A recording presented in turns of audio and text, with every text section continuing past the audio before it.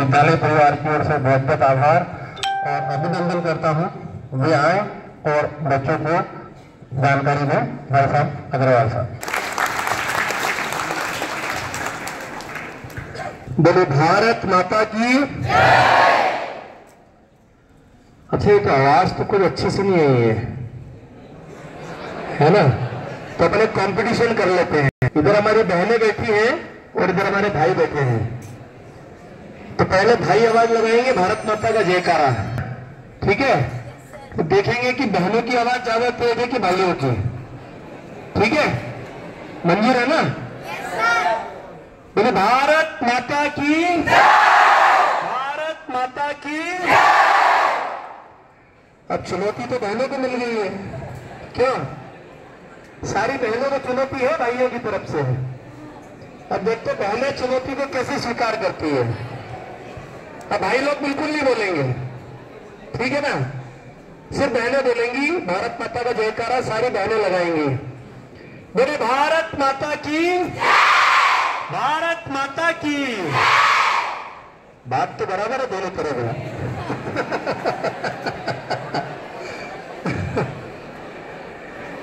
चलिए, आज हमारे बीच में उपस्थित इस कॉलेज की, इस स्कूल की प्राचार्य महोदया, मेरे साथ आए भाई बंशी राठौर जी, भाई दीपेश चौड़िया जी, भाई गोलू शाह जी, आदित्य रावत जी और उपस्थित सभी सम्मानित गुरुजन और प्यारे प्यारे बच्चे। आप सबको पता होगा कि मैं आपके बीच में क्यों आया हूं। पता है? नहीं पता है?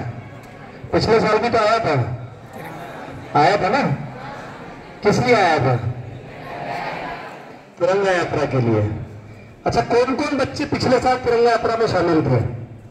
हाथ खड़ा करके बताएं। बस इतने से बच्चे? क्यों? बाकी बच्चों को बात नहीं। बच्चों को क्या अपने देश से, अपने तिरंगे से प्यार नहीं है क्या? है तो हमको हमारी स्वतंत्रता दिवस का जो उत्सव है वो क्या सिर्फ स्कूल में आकर के झंडा वंदन करके और घर जाकर के छुट्टी मनाने का है क्या? हमारे देश के महापुरुषों ने और देश के जवानों ने अपने प्राणों की कुर्बानी क्या सिर्फ सरकारी कार्यक्रम करने के लिए दी थी क्या? उन्होंने अपने प्राणों का जो बलिदान दिया, क्या वो सिर्फ एक सरकारी कार्यक्रम की तीसरी करने के लिए दिया था क्या? कि हम 15 अगस्त आएगा, झंडा वंदन कर देंगे, स्कूल में 2 केले मिल जाएंगे, 2 पेड़े मिल जाएंगे, घर जाकर के छुट्टी कर लेंगे और आराम करेंगे, इसलिए था क्या? उन्होंने अपने प्राणों का बलिदान हम सबका भविष्य बनाने के लिए दिया था। वो चाहते तो वो भी आपके जैसे अच्छे पढ़ लिख करके सरकारी नौकरी कर सकते थे, राजनीतिक क्षेत्र में काम कर सकते थे, खुद का व्यापार व्यवसाय कर सकते थे। जब भगत सिंह जी को फांसी हुई तो पता है ना, उनकी शादी होने वाली थी और उनकी मां ने जब उनसे कहा कि भगत तेरी शादी होने वाली है, तो भगत सिंह क्या कहते हैं अपनी मां को? भगत सिंह कहते हैं कि मां मेरी तो शादी हो चुकी है। तो उनकी मां पूछती कि तेरी शादी कब हो गई? तो वो कहते हैं कि मेरी तो इस देश से शादी हो चुकी है, मैंने इस देश से कब की शादी कर ली और मैं जीऊंगा तो भी इस देश के लिए और मरूंगा तो भी इस देश के लिए। और आप कल्पना करो, भगत सिंह ने 23 साल की उम्र में, एक छोटी सी उम्र में, उन्होंने हंसते हंसते अपने प्राणों को न्यौछावर कर दिया इस देश के लिए।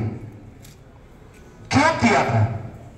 क्यों भगत सिंह, चंद्रशेखर आजाद, सुखदेव, राजगुरु, अशफाक उल्लाह खान, जितने भी हमारे ऐसे क्रांतिवीर थे, क्यों उन्होंने अपने प्राणों को न्यौछावर किया?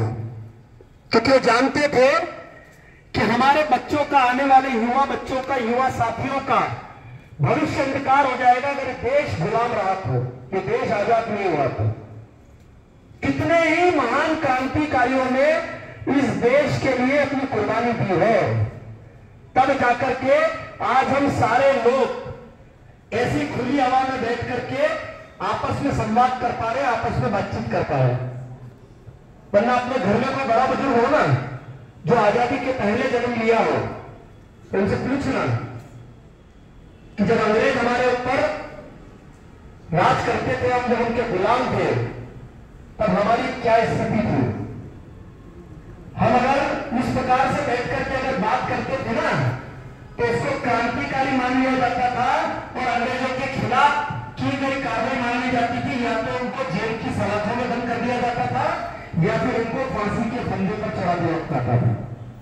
आज हम क्या करते हैं? आज हम अभिव्यक्ति की आजादी के नाम पर किसी पर कुछ भी प्रश्न खड़े कर देते हैं, किसी पर कुछ भी बात कर देते हैं। क्यों?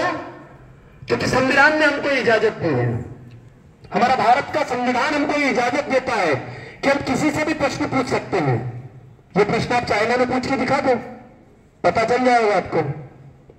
चाइना में सरकार के खिलाफ आपने अगर एक प्रश्न भी पूछा तो सीधे गोली मार दी जाती है या जेल की सलाखों में बंद कर दिया जाता है। क्यों?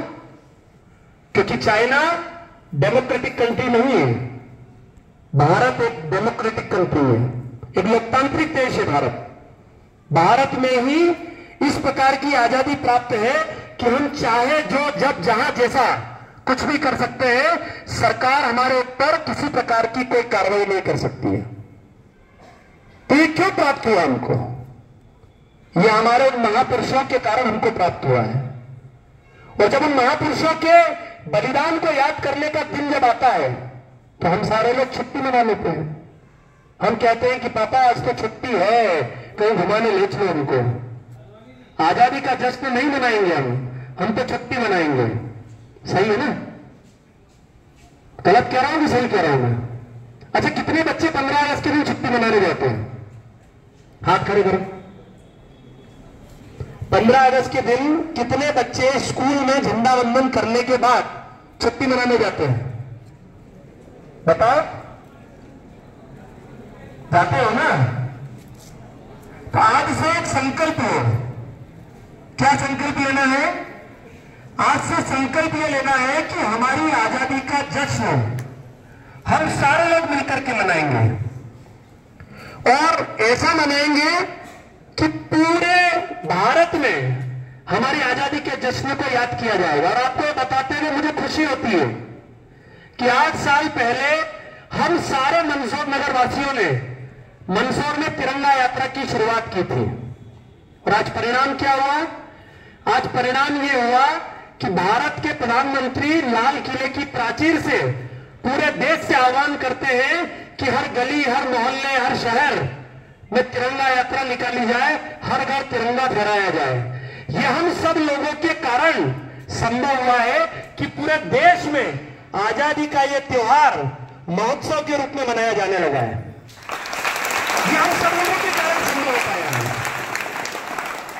तो जब जो कार्य हम लोगों ने शुरू किया और पूरे देश ने उसको अपनाया है, तो क्या हमारा दायित्व नहीं बनता है कि इसमें मंदसौर नगर के प्रत्येक नगरवासी का सहयोग और सहभागिता हो? हम क्यों ना सारे परिवार के साथ इस तिरंगा यात्रा में उपस्थित हो?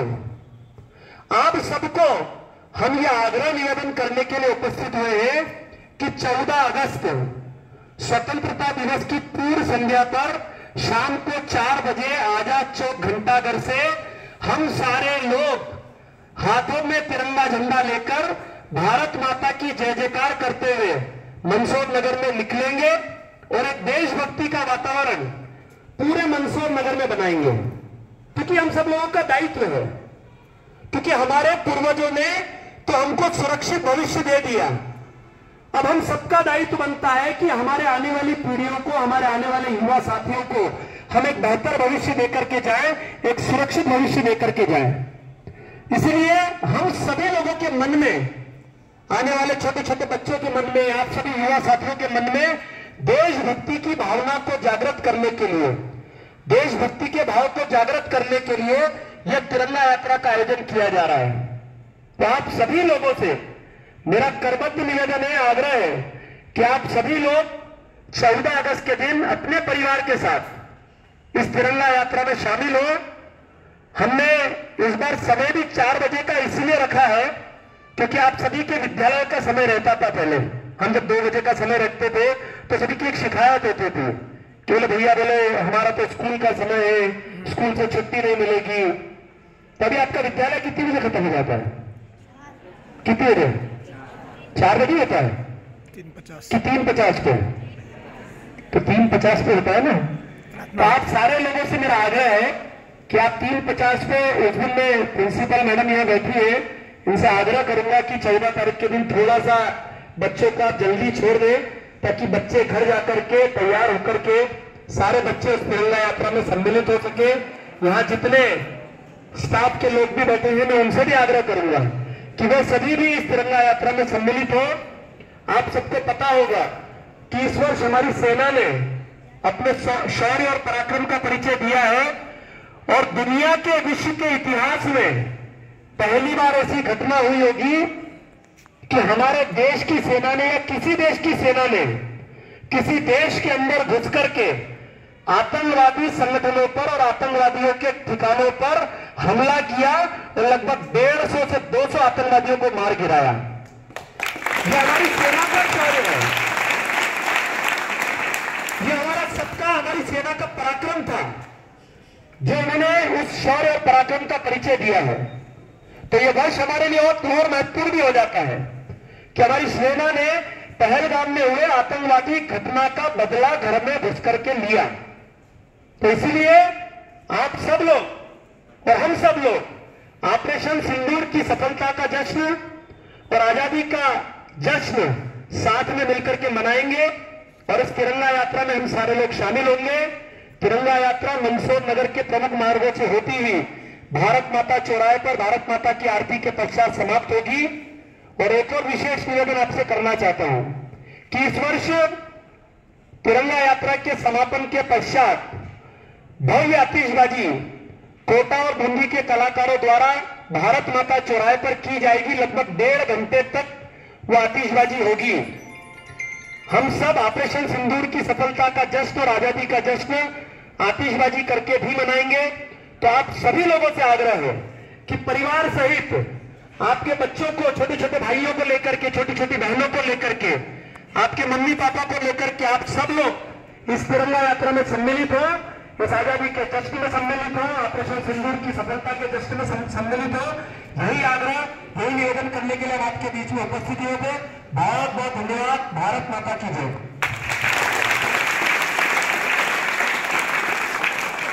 धन्यवाद भाई साहब। मैं आशा करता हूं कि अधिक से अधिक छात्र छात्राएं इस तिरंगा यात्रा में भाग लेंगे और जो भाई साहब ने बोला है उसका अनुसरण करेंगे। इस अवसर पर आप यहाँ आए, आकर के हमारे बच्चों को जो उद्बोधन दिया है, इसके लिए मैं विद्यालय परिवार की ओर से आपका बहुत बहुत आभार और धन्यवाद करता हूँ।